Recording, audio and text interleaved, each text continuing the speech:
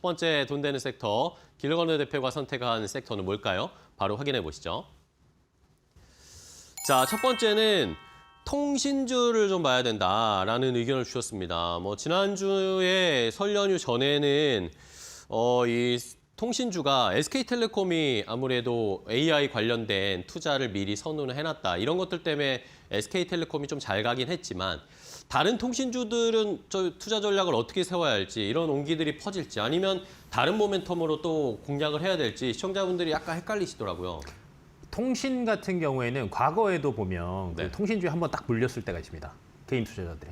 5G 전환할 때, 야, 통신주 이렇게 좋다는데 왜 내 거만 안 가냐, 이런 그러니까요. 경우가 굉장히 많았었거든요. 근데 이제 실상을 까보니까 뭐 때문에 못 갔냐면 5G로 전환할 때 반쪽짜리 5G다라는 얘기가 굉장히 많았습니다. 그러니까 이게 무슨 말이냐면 네. 작년 말에 정부가 앞으로는 5G 단독망 써라, 완전한 5G 해라 의무화시켰어요. 그리고 올해 말까지 통신 사업자들은 이걸 다 변경을 해야 되고요. 그 전까지는 뭐였냐? 반쪽짜리가 무슨 말이냐면 통신 처리 속도는 5G입니다. 근데 얘한테 5G로 이제 그 신호 체계로 명령을 하는 게 있을 거 아니에요. 네네. 얘는 LTE입니다. 네, 그러니까 우리가 막 쓰다 보면 5G 안 잡히면 갑자기 LTE로 바뀌었다가 5G 갔다가 왔다 갔다 막 많이 하잖아요. 이거 배터리도 엄청 잡아먹거든요. 근데 이거를 이제 올해 의무화를 한다라고 하면 통신 섹터 자체가 조금 좋아질 수밖에 없다, 이렇게 생각을 해보시면 될 것 같고요. 그러면 이제 여기서 이제 반신반의하실 게, 그러면 SK나 KT나 LG U+는 안 좋은 거 아니에요? 라고 생각하실 수도 그러게요. 있습니다. 근데 최근에 이슈 중에 하나가 SK랑 KT의 지분을 사모펀드 유명한 애들이 싹 사들였어요.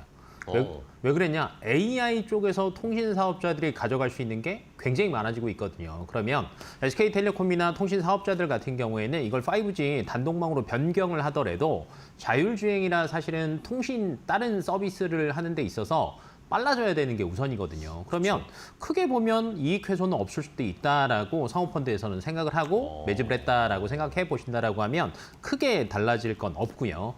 두 번째는 AI 인프라 관련해서 사실 국내만 열심히 투자를 하는 건 아닙니다.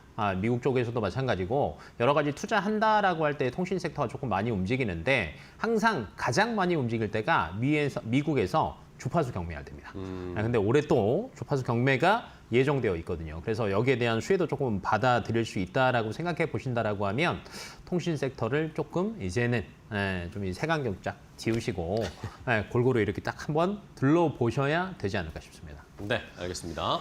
자, 이러면서 SK텔레콤이 한번 힘을 쏘아 올렸고 주가를 쏘아 올리면서, 근데 또 이번 주에는 빠지고 있고 이러면서 이제 확 헷갈리셨는데 대표님이 설명해 주신 것처럼 5G 관련해서 이제 본격적인 상용화를 더 드라이브를 거는 거, 미국에서 주파수 경매 이런 것들을 생각을 해보면 한번 골라볼 종목들을 알아봐야겠습니다. 자, 대형 통신 3사도 있고 통신 장비주들도 있고 어떤 종목들을 좀 보면 좋을까요? 골고루 보시는 게 좋을 것 같고요. 네. 우선은 이제 통신 3사부터 하나 뽑자라고 하면 대표적인 게 SK텔레콤이잖아요. SK텔레콤 같은 경우도 보시는 게 맞아요. 이유인즉슨 AI 관련해서 결론은 통신 사업자와 손을 잡아야 되는 경우가 굉장히 많은데, 그렇죠. 그러면 이 친구는 당연히 돈을 벌 수밖에 없는 구간이고요. 그럼 번 돈을 또 어떻게 쓸 거냐도 굉장히 중요합니다. 그러면 배당 줄 거냐, 아니면 다시 5G 아까 완전한 5G SA를 하기 위해서 투자를 할 거냐인데, 배당 성향은 크게 달라지지는 않을 것 같습니다. 통신 사업자들 같은 경우에는 그래도 꾸준하게 배당 성향 40% 정도를 유지를 했는데 나쁘지 않을 것 같아요. 왜냐하면 이익 자체가 크게 훼손되는 게 없으니까 배당 성향을 줄여가면서 캐펙스 투자까지는 아직은 안 해도 되는 구간이거든요. 그러면 좀 안전한 걸 원하신다라고 하면 통신 3사도 나쁘지 않다라고 이제 생각하고 있고요. 네. 다음으로는 장비주들이 사실은 수혜를 가장 크게 볼 수밖에 없죠. 왜냐하면 통신 3사들도 5G 관련해서 투자를 열심히 해야 되고요. 미국 주파수 경매를 한다라고 하면 또 5G로 넘어가니까 여기에 통신 장비가 또 많이 들어갈 수밖에 없기 때문에 통신 관련된 장비주들은 사실은 가장 크게 움직일 수 있다라고 보시면 될 것 같고, RF 머티리얼즈라고 있습니다. RF HIC 많이 들어보셨을 텐데 관련 기업이라고 생각하시면 될 것 같고요. 이 안에서는 사실은 광통신이라고 이야기 많이 들어보셨을 텐데 광통신 관련돼서 꾸준하게 확대가 되고 있거든요. 그러면 이쪽에서는 당연히 수혜를 볼 수밖에 없다라고 생각을 해보시면 될 것 같고요.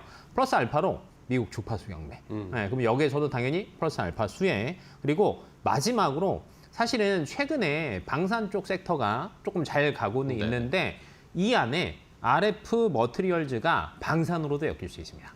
레이저 대공무기 부품이 이제 필수 부품들이 있는데 이 중에 하나를 국산화시켰습니다. 네, 그러면 우리나라 방산 업체들한테 또 납품을 할 수 있고 그럼 플러스 알파 매출 생길 수 있다라는 것까지 체크해 보신다라고 하면 장비주들도 보셔야 되지 않을까 싶습니다. 네, 알겠습니다.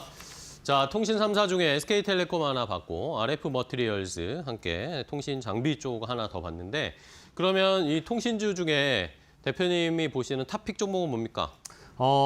우선은 이제 대표적인 통신 장비하면 앞에서 잠깐 RF 머티리얼즈 얘기했는데 RF HRC, KMW, 이노 와이어리스 대부분 알고 계실 거예요. 그렇죠. 저는 이 중에서 이노 와이어리스가 제일 나은 것 같습니다. 와이어리스요? 네, 이유인즉슨 우선은 주파수 경매는 당연히 넘어오는 거예요. 이 세 개의 기업들 같은 경우는 당연히 주파수 경매 이슈가 있을 때마다 주가가 조금 우상향하는 경향이 있으니까 플러스 알파로 보시면 좋을 것 네. 같고요. 근데 플러스 알파가 하나 더 있습니다. 뭐가 있냐면 최근에 미국에서 스페이스X 상장 관련된 얘기를 먼저 네. 일론 머스크가 했고요. 그다음에 태양광 이야기를 하면서 저궤도 위성에 데이터 센터 하겠다. 네, 그리고 나니까 위성 통신 관련주들이 조금 많이 움직였거든요. 네. 근데 여기에 이노 와이어리스가 포함됩니다. 네, 위성 통신이 확산된다라고 하면 수혜를 볼 수밖에 없다라고 생각을 해보시면 좋을 것 같고요. 그러면 최근 들어서 바로 직전 고점인 구간에서 조금 더 올라갔어요. 거의 이제 일자로 따지면은 거의 몇 년도냐면 22년 12월 고점 수준까지는 회복을 했습니다.